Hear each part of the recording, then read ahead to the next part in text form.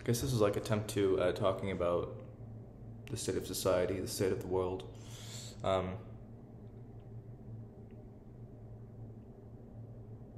yeah, there is a proclivity for Gen Z to assign blame to everything and not accept responsibility to enact change. And I think talking about it in that black and white way is also unproductive. Their arguments of we didn't choose this world, we didn't, bring this world into existence when talking about climate change, political or social injustice, political polarization, the effects of technology, etc. That definitely holds water.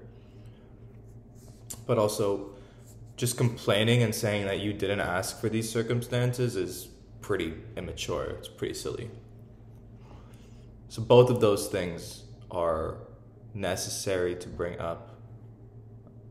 It's also the case that they are, like, in acknowledging these circumstances, we have to also acknowledge that they are suffering from mental illnesses, or at least deteriorating mental health circumstances.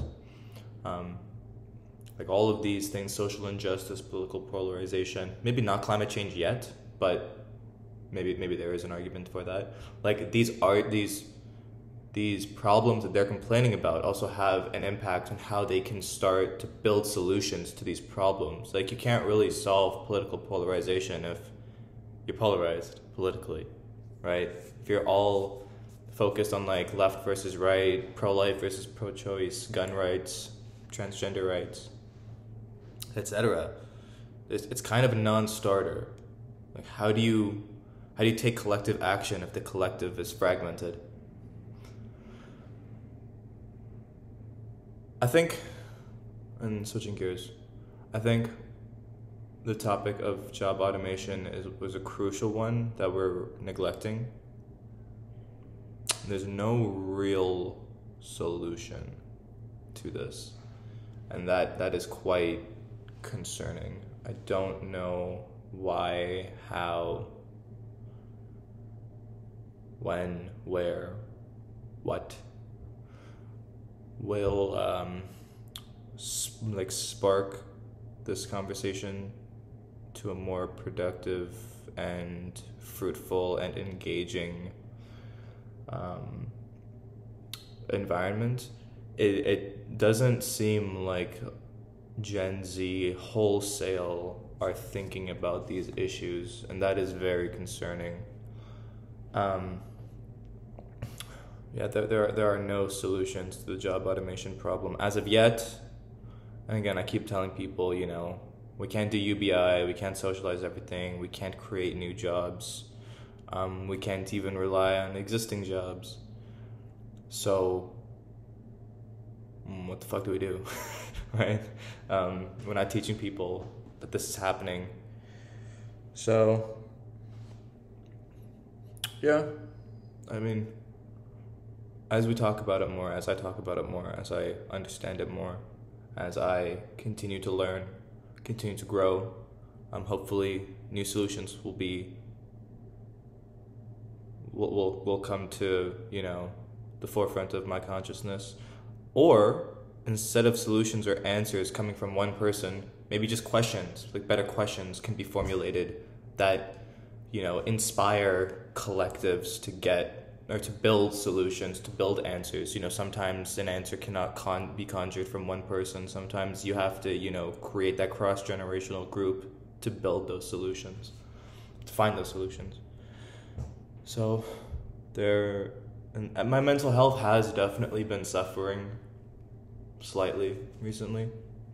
Just thinking about the state of the world, how no one is really talking about these things. It doesn't seem like anybody is talking about these things other than me. I haven't met many people that are talking about these issues, that are trying to actively solve these issues, help solve these issues. So there is as Tariq was saying, there is a sense of helplessness. I've never felt that. There's a sense of that being the case where, like, what do we do?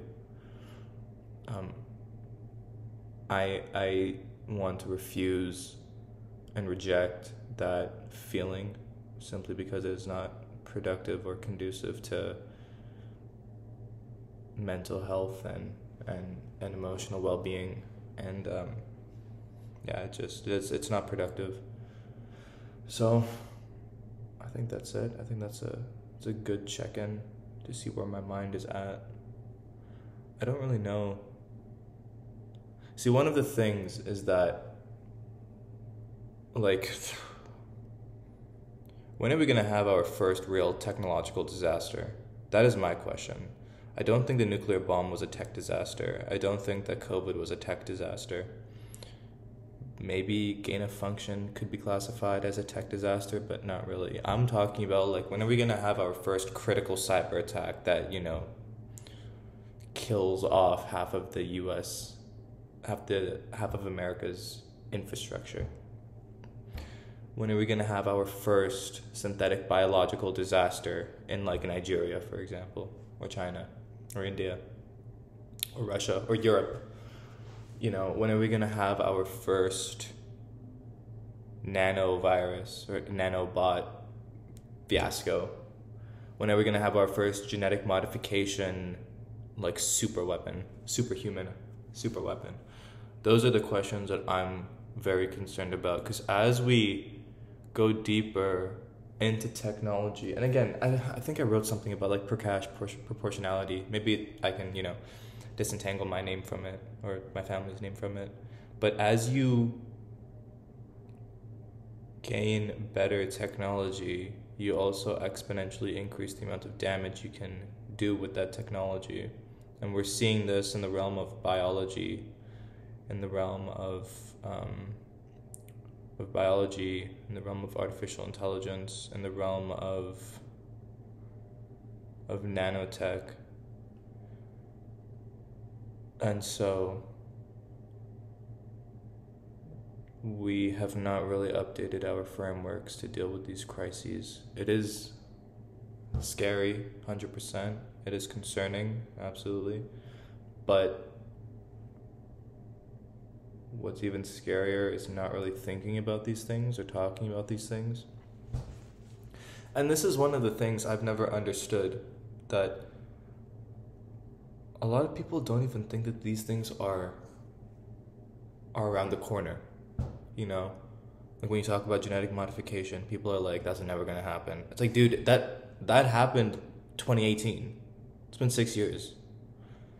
When you talk about nanotech, there are nanotech companies that you can invest in. When you talk about, like, synthetic biology, it's like the lowest level was COVID. So, I don't know. It's concerning. It's demoralizing.